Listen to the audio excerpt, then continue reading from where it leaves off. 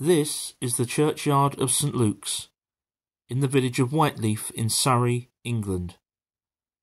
It's the home of Airmen's Corner, a military burial ground that's closely associated with the nearby R.A.F base at Kenley, made famous during the Battle of Britain in 1940. I've made a number of videos telling the stories of the men buried here, and you'll find links to a couple of them at the end of this video. I promised to return, and today I've finally had an opportunity to do so.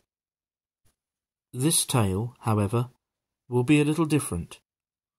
I've come to tell the story of a man who died serving his country in World War II, but not as the result of enemy action. Instead, it was caused by the tragic consequences of his mental health, something of which we should all be aware and treat with due respect.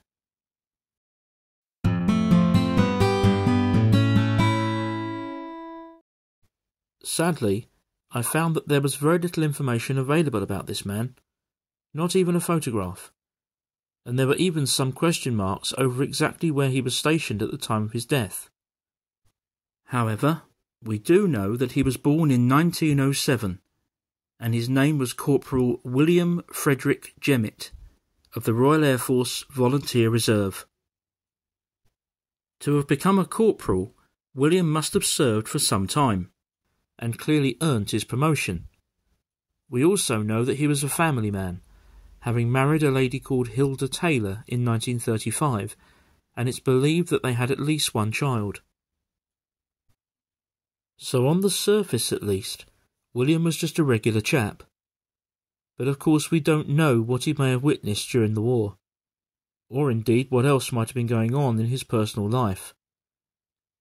In any event, sometime around the latter part of 1942, he was diagnosed with what was described as a nervous disorder and admitted to a hospital somewhere in the Sutton area of South London. Incidentally, Corporal Jemmett came from Enfield, which is located here to the north of London, and the road in which he lived, Bush Hill Park, today looks like this. It appears that in the early hours of the 9th of January 1943, the 35-year-old Jemmett was found to be missing from his hospital bed. A subsequent search found that he had thrown himself from an upper floor window and had died upon impact with the ground below. Evidence presented to the inquest, held in Sutton shortly afterwards, stated that the position of Gemmett's body was suggestive of him making a shallow dive when he jumped. A statement from a psychiatrist suggested that he may therefore have believed he was bailing out of an aircraft while suffering from an hallucination caused by his medication. This contemporary newspaper article covered the inquest, which found no evidence of a deliberate suicide.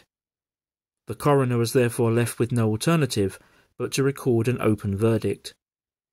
He went on to state that Jemmett fell at a time when he was to some extent under the influence of a sedative drug, which had been properly administered. We're therefore left with a multifaceted tragedy. This man was serving his country in one of her most desperate hours, but his mental health broke.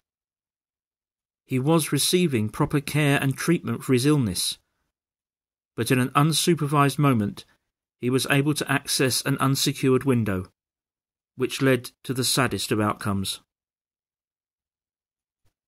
As I mentioned earlier, I found that there was some confusion about exactly where Corporal Jemmett was stationed at the time of his death, perhaps because he was in a hospital some distance away at the time.